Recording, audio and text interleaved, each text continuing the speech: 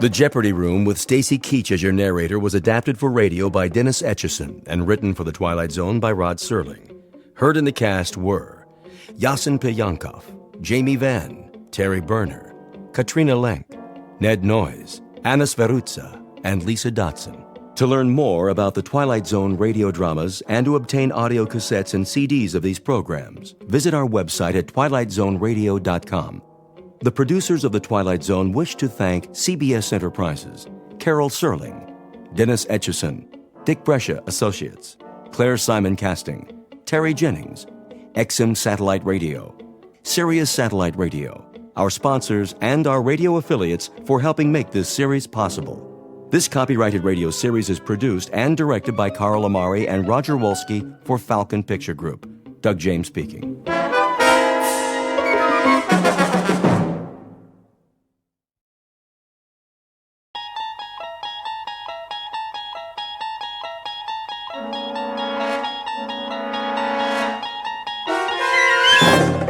You unlock this door with the key of imagination. Beyond it is another dimension. A dimension of sound, a dimension of sight, a dimension of mind. You're moving into a land of both shadow and substance, of things and ideas. You've just crossed over into the Twilight Zone.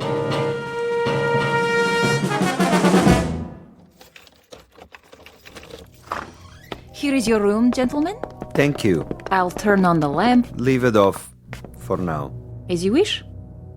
I am sorry it's so small, sir. It suits our purposes. Where is the bath? Down the hall. The hall? I can give you one with a private bath if you prefer. No. I said this will do. I'm afraid the dining room is closed at this hour, but you may take a meal at the cafe down the street. We're not hungry, my friend and I. Then I bid you good evening. Good night. Check the window, Boris. You chose the right room. Of course. There is Kuchenko, in his room, across the alley. Binoculars? Right here, Commissar. Yes. See? The Major lies on his bed, but he does not sleep. He will sleep very soon. Give me one shot with this rifle. Not yet, Boris. That would be too easy. Easy? A clean kill. I have something more challenging in mind. Something Along the lines of a game, perhaps. I don't like games. Not even a game of cat and mouse? What for? To make him squirm a bit before the hammer falls? We waste time, Commissar. Patience, my friend. Hand me the phone. Who are you calling? Hickory Dickory Dock. Front desk. Yes. Excuse me, but do you have a Mr. Kuchenko in your hotel? One moment. Sorry, no one by that name. But I happen to know that my friend is staying there. Perhaps he is registered under another name? Andreev? I'll check. Yes, Mr. Andreev, room 963. Very good. Will you connect me, please? Yes, sir. Look, he hears it. Of course he does. He rises from the bed to answer.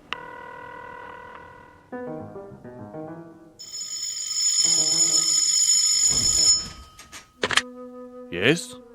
This is Major Kuchenko. Hello? Major? Are you there? Major?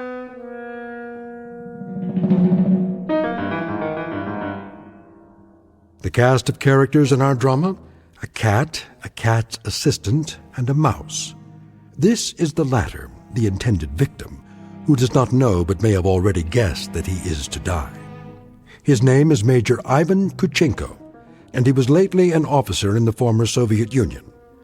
At this point, he has, if events go according to certain predetermined plans, perhaps 3 or 4 more hours of living. But an ignorance shared by both Major Kuchenko and his executioner is the fact that both have taken rooms at adjacent hotels in a section of the city located beyond the checkpoints of the Twilight Zone.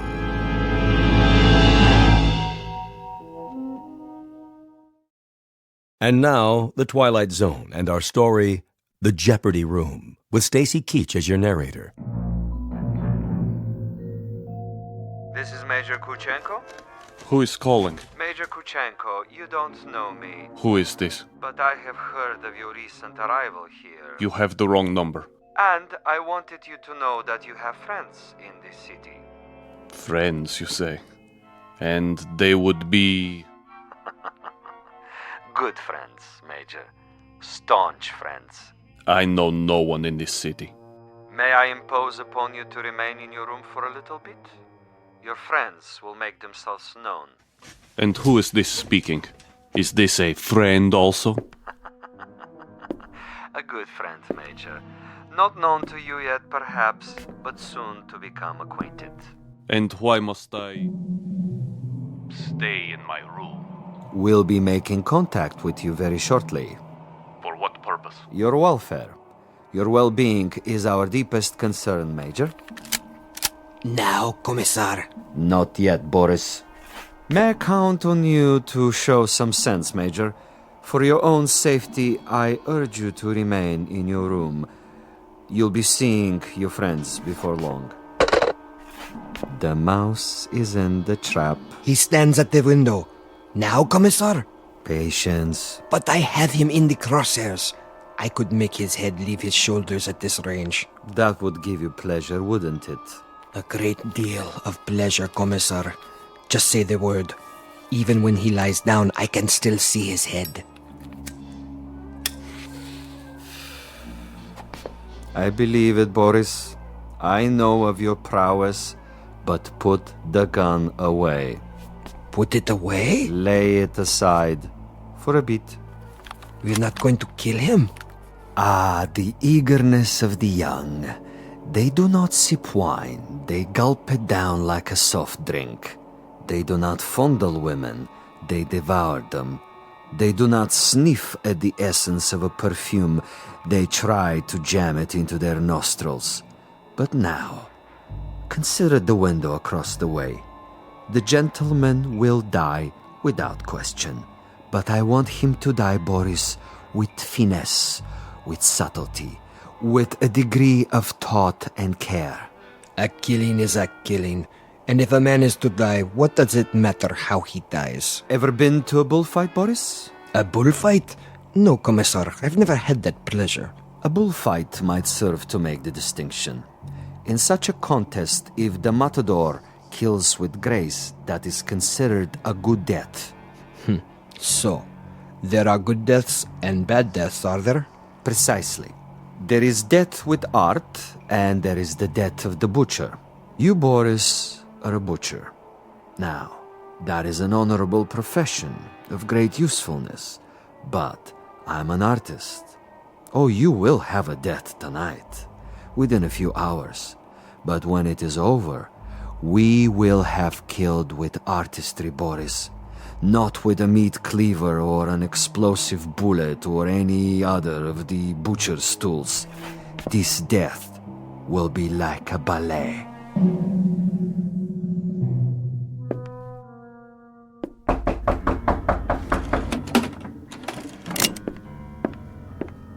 Yes? Major Kuchenko? Who is it? A friend, Major. If you prefer, you can turn off the lights and find a hiding place. I'll come in with my hands up, palms open. Major Kuchenko? And you are? I am a friend. May I? For a moment? I would prefer that you put the gun away. Not a chance. Were you the one on the telephone? We had a brief chat earlier. Quite a place you have here. Who occupied it before you? A rat? I have no luxury of choices. Indeed not. In this respect, you are a very poor man of late. However, you have a bed, you have some pictures on the wall, and the floor without so much as a throw rug. An adequate accommodation, and a view of a brick building alongside. I suppose there are worse places to spend an evening, Major? I know. I've been to many of them. Indeed. Indeed you have. Siberia is cold this time of year, is it not, Major? I'm told it's a most uncomfortable climate. You've been told quite correctly. It's a freezing jungle. A freezing jungle. Marvelous. Lovely imagery. Siberia is a freezing jungle. It was. When it was part of the Union. You make reference, of course, to the people who inhabited it. I make reference to some people. Those who were in charge of that private resort. It must have been unpleasant for you? At least sufficiently unpleasant to motivate you to renounce your native land and try to seek asylum elsewhere? For a time. Asylum is no longer necessary under the new regime. But of course the old ways die hard. Some of the same people remain in charge, and they might be concerned about their public perception in this new world. To the victors go the spoils, and that includes access to certain, let us say, sensitive information? I don't know what you're talking about. Really? But I think you do. You were a political prisoner. You served a term of 12 years. You escaped and you moved quickly when the borders were opened. To bring us up to date, you have made your way to a neutral country, somehow avoiding an official debriefing. You have made contact with certain foreign agencies, and now you're desperately trying to get on an airplane that will take you to a Western nation. But for some reason you feel that you're still under surveillance? Oh, it's more than a feeling. I know I'm under surveillance. Do you know by whom? I know very well. Can you tell me who they are? Look in the mirror. Commissar Vasilov. Very discerning, Major. You remember faces? I remember pain. I remember some interrogations that went on for many weeks. I had no calendar, but I made marks on the wall of my cell. How resourceful. I remember one particular man who smoked Balkan cigarettes in a long holder and stood in the corner of the room, smiling and nodding, making jokes, while I went from agony to agony. So, Major, now we may dispense with the amenities. The masquerade, the little give and take of two strangers feeling each other out. Agreed. Now we get to the point. Do you honestly think that we would permit you to book passage on an aircraft out of here? That would be quite impossible. As a former member of the military, even as far back as 12 years ago, you have information that we would find embarrassing were it to be released elsewhere. Why, if the government we worked for no longer exists? Because the new government contains many of the same players reshuffled into different positions, and they have their new careers to consider. Consequently, Major, it is not to our advantage that you leave. It would, of course, be simpler and more convenient if you accompany me back to our embassy. I am sick, tired, and torn, Vasilov. But I am not insane. I would sooner cut my wrists over a sink and bleed to death. That would be my choice in the matter.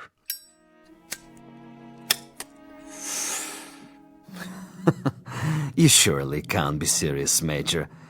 I'm rather a connoisseur of the several hundred ways for a man to depart the earth. And you can believe me when I tell you the cutting of the wrist is not a particularly felicitous modus operandi.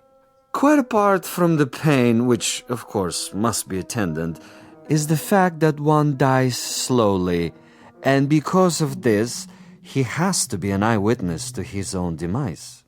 No, my dear friend, I'm afraid we are of two minds about that kind of death. But enough. I have brought you a small gift. Consider it a peace offering. Careful. Gently, Major. Gently. This happens to be a bottle of Amontillado. Quite rare and most pleasing to the palate. I have to repeat what I told you before, Commissar. I'm not insane. I'm quite aware of what would happen to me if I drank any of that. Why, Major? I'm disappointed in you. With your kind indulgence, allow me to use your own water glasses. If you assume this is to be cyanide or some other poison, you're quite wrong. Am I? Undoubtedly. You see, I don't share your death wish. I'm a healthy man with excellent expectations as to my longevity. No, indeed, Major. I was about to propose a social drink. The two of us. I'll drink first, and then you. Satisfactory? Such ritual, Commissar. Such tribal rites. Yet you have only one purpose with me. Why don't you get it over with? If you're trying to disarm me and make me get rid of this pistol, it'll take more than a social wine. Indeed, Major. Now, as to my business with you, we both know what that is. Go ahead and say it. Very well. I'm to see that you're dead by tomorrow morning. Is that plain enough? Quite plain. And you shall be, Major. With a degree of immodesty, I can say that I've killed 800 times you. But I've done it, Major, with subtlety, with originality, with ingenuity. I'm the last of the imaginative assassins, an artist of the profession, as it were.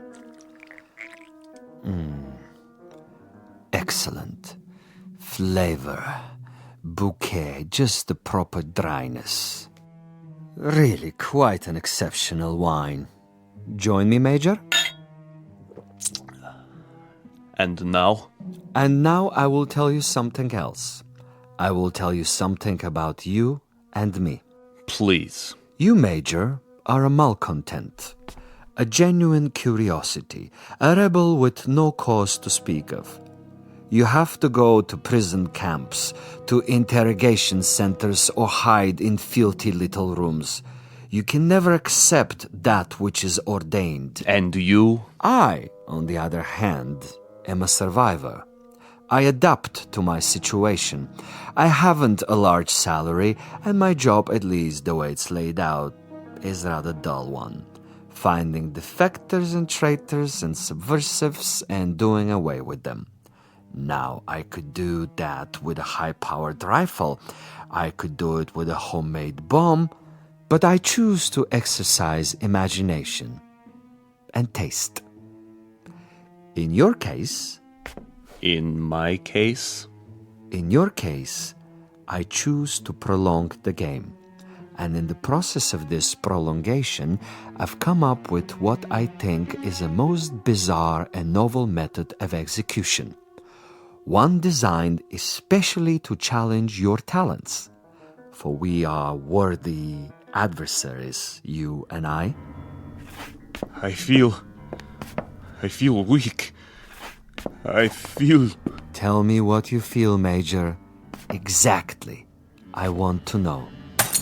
Why, you monster. You drugged me after all. Indeed I have. And that poses an interesting question, doesn't it? How is it that we both can drink of the same wine, and yet I'm unaffected? Isn't that an interesting question, Major? Major?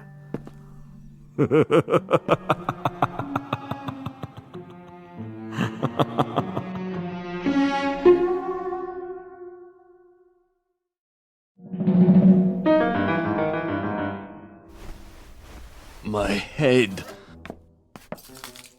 He's gone. But I'm still alive. So he wants to play a game. And he has left something behind. What is this? Greetings, Major Kuchenko. I'm an exceptionally good judge of men. Are you?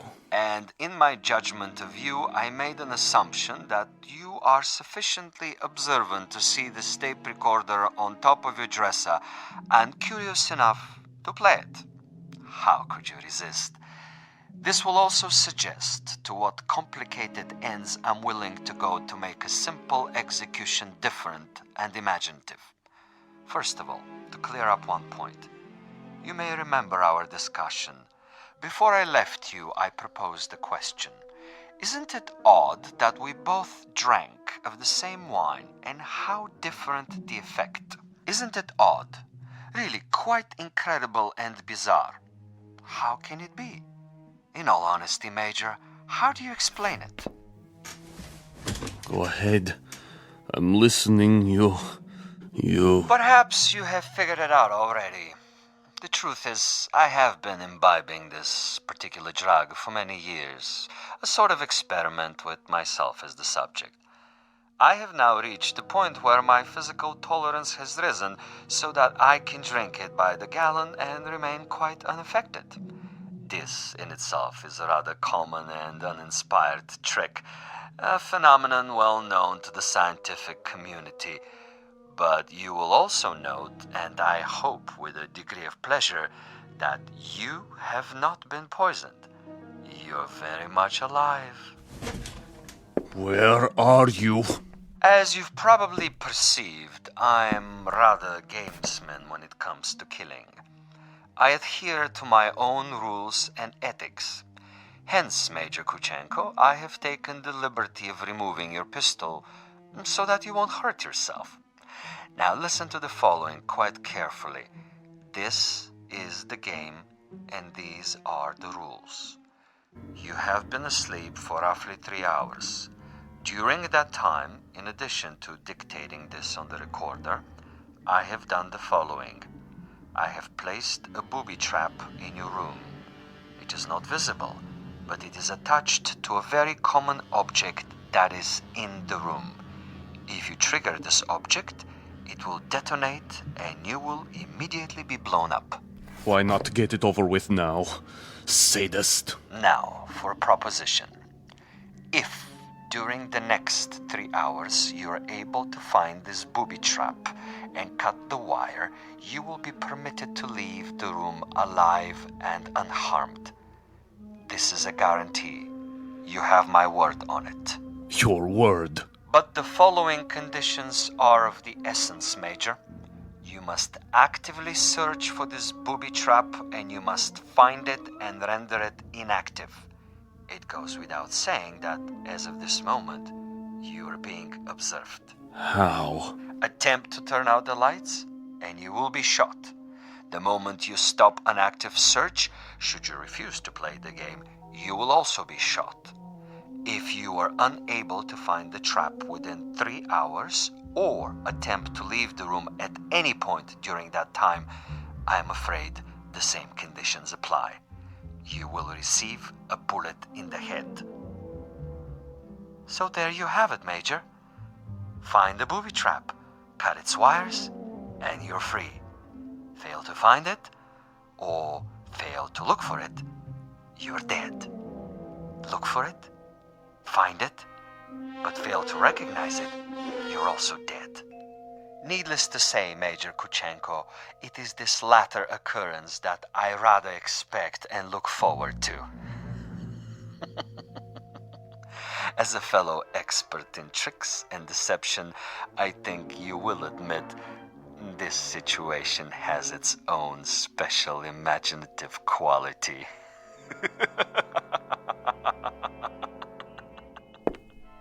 Where are you? Where are you?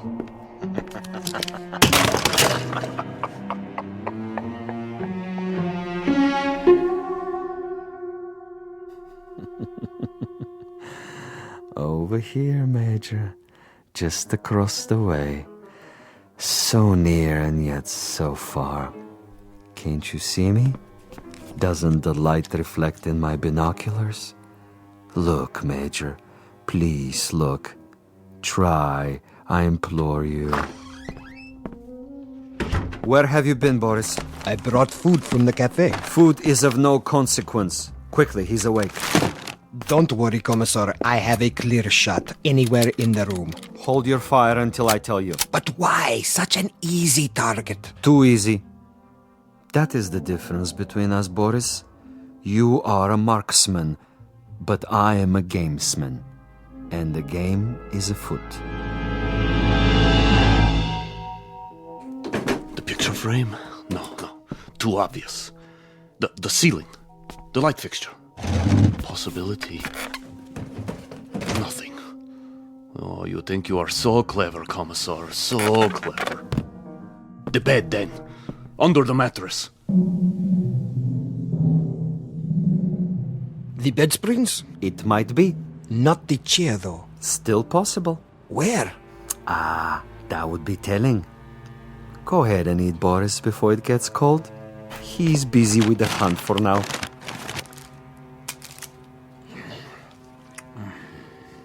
What did you bring? Sandwiches. Have one, Commissar. I never eat while I'm working. I'm like an athlete, Boris. Food is a distraction. Food is good. It makes one sluggish, affects the concentration. The morning will come soon enough. Over here, Kuchenko, just across the alley. Don't you see? He sees nothing. But surely a fragment of light, a stray reflection. Perhaps he has seen us. Yes, he must know, but he refuses to acknowledge. He is too proud. He knows he must do this on his own and will not give me the satisfaction. The bookshelf. Or the books themselves. Which one? An atlas? A novel? The Bible, of course. It's already been moved an inch, 2 inches. But the wire? Where? One way to find out. The bookcase itself, then. Behind the books. In the wood, the nails. Or under the floorboards. Wait, think. Where would I put it? You want a real battle of wits, Vasilov? You've got it. Think. 4 walls. Ceiling. Light fixture. Floor. A picture. Bed with frame. Box springs. Mattress. Headboard. A night table. Bookshelf. Dresser. Window. Desk. First the drawers. The top one. Slowly.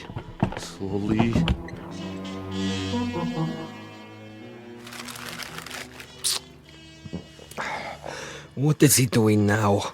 The desk. He's down on his hands and knees removing the 2 bottom drawers so he can see what's under the top one. Bravo, Major. Good thinking. Is that where you put it? The possibility exists. Look at him, glistening like a mackerel. He stops to wipe the sweat from his eyes. And now he looks under the top drawer, crawling on his back. Yes! I think he's got it. let me kill him. Don't be a fool. There are rules. Now he sees a length of wire. He grasps it between his fingertips very, very carefully, and he has removed it. Something is wrong with the bomb? I doubt it. Then it was not in the drawer? Oh, there is a piece of coat hanger I placed there. A decoy.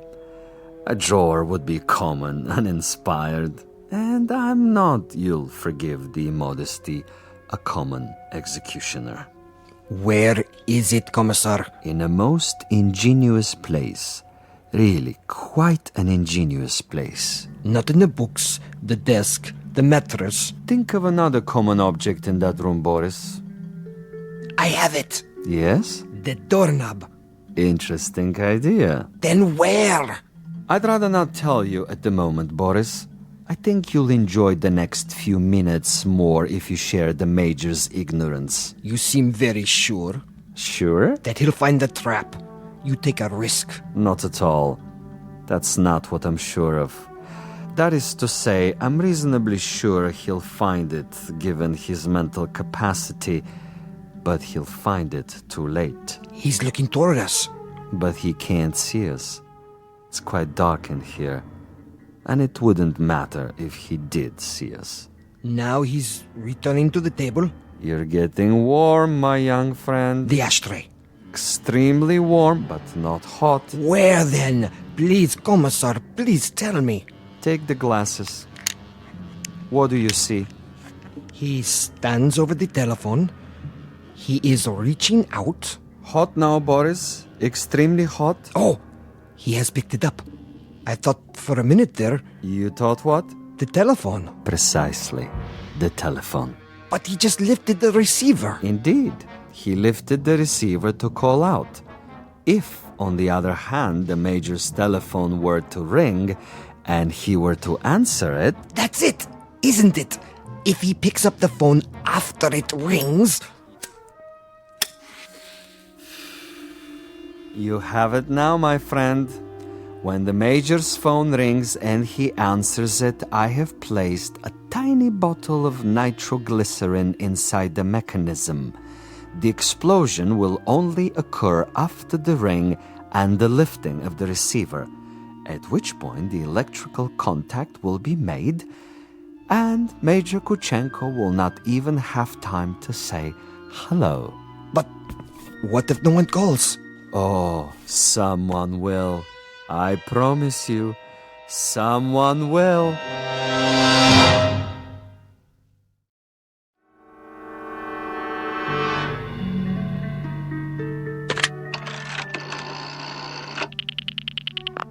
Front desk. This is the party in 963.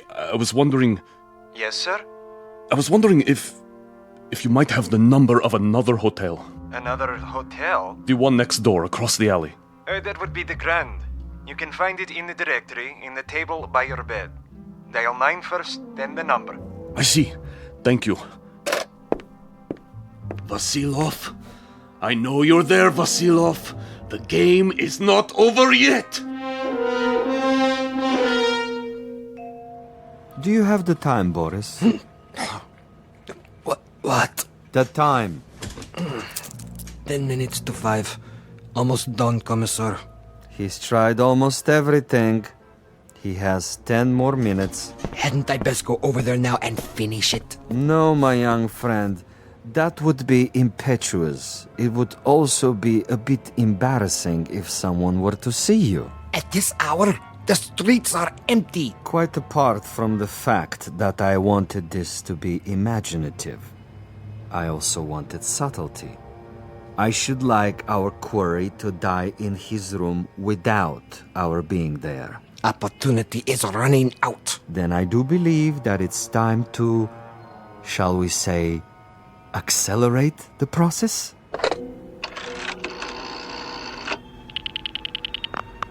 Hotel Mont Blanc? Would you dial room 963, please? Thank you. I'll wait. There it goes. He's walking toward it. What's the fool doing? Why doesn't he answer it? I can't tell. He has his back to the window. Turn around so I can see. Now, Commissar. No. Would you dial 963 one more time, please? Yes, I know it didn't answer. Ring it again. What's he doing, Boris? His back is still to me. It can't be busy. I don't know. What's he doing? Use the glasses. He's turning around, lighting a cigarette. He's mocking me. Now, he suddenly dropped from sight. Kill him. I can only see the top of his head. He's moving across the room. Do it! You missed, you fool. He's at the door. Again! He's gone out of the room. And you missed him. You missed, you idiot! Flight 17 to Rome, Paris, and New York, now pre-boarding. Ticket, sir. Ticket? Oh, yes. Mr. Andreev. Passport? Right here. I see. Is anything wrong? No, sir. Everything seems to be in order. How many bags? No luggage. Not even a carry-on? I'm traveling light. Then here's your seat assignment. Please go to gate 17. How much time do I have? Boarding for coach class begins in 5 minutes. Good. Sir? I mean, thank you. I'll be there.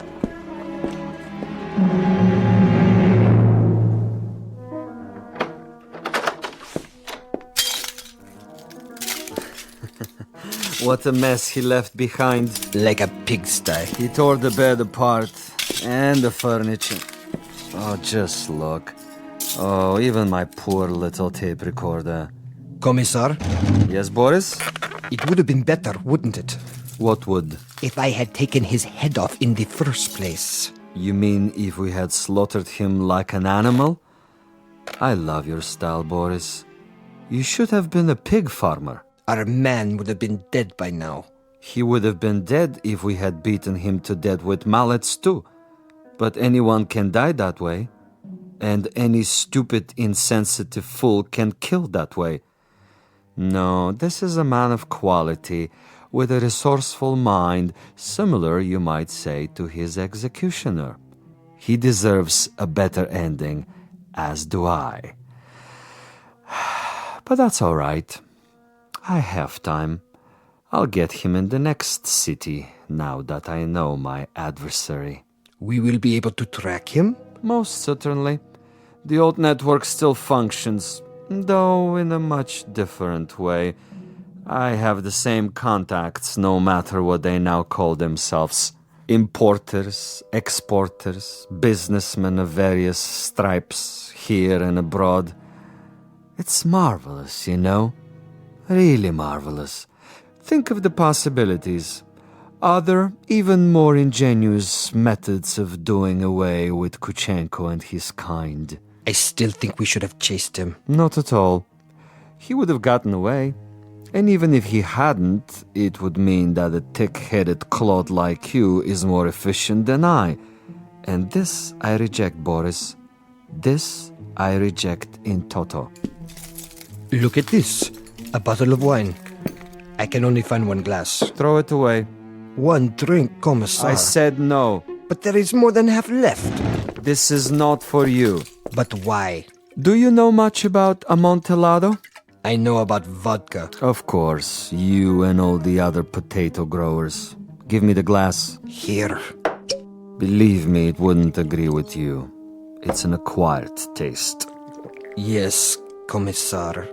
If you say so. I say so. There are some secrets that you're not ready to learn. But in time, Boris. In time.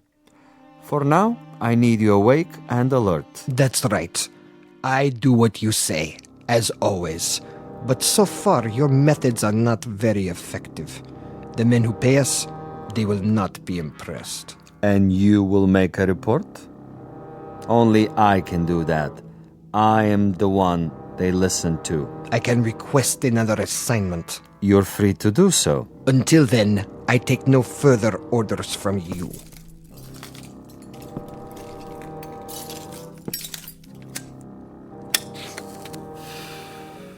As you wish.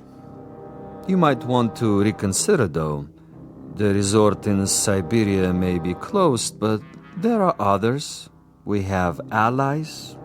All it would take is a single phone call. Comrade Boris, uncooperative, recalcitrant, unwilling to follow instructions. In this new order, there are not many positions for the uneducated, the blockheads with families.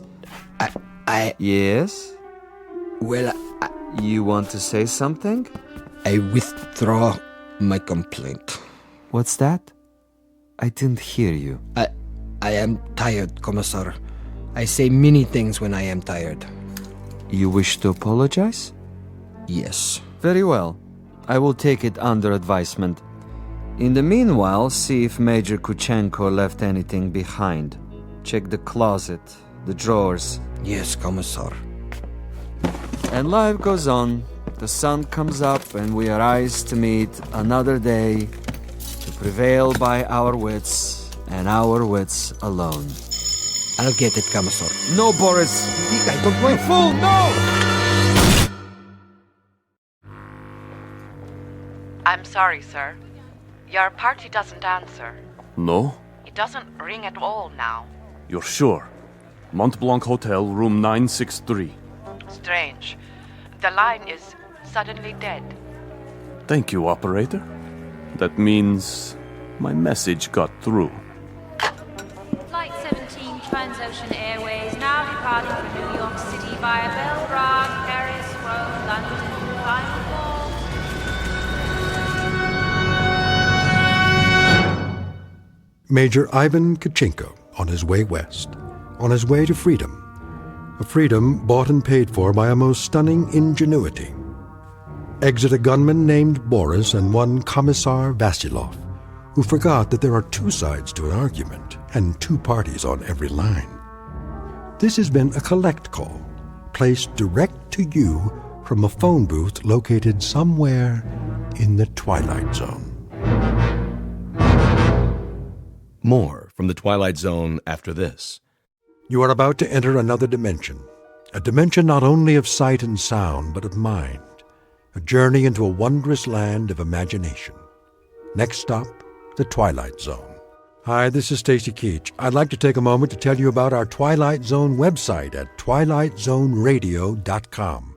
At twilightzoneradio.com, you'll find the latest information on these Twilight Zone radio dramas, including behind-the-scenes photographs, plus the newest product releases, trivia contests, ways to contact us, other Twilight Zone-related info and merchandise, plus links to other fascinating websites. So make your next stop twilightzoneradio.com. Visit twilightzoneradio.com to purchase these Twilight Zone radio dramas on cassette and CD, or call toll-free 1-866-989-ZONE. That's 1-866-989-9663.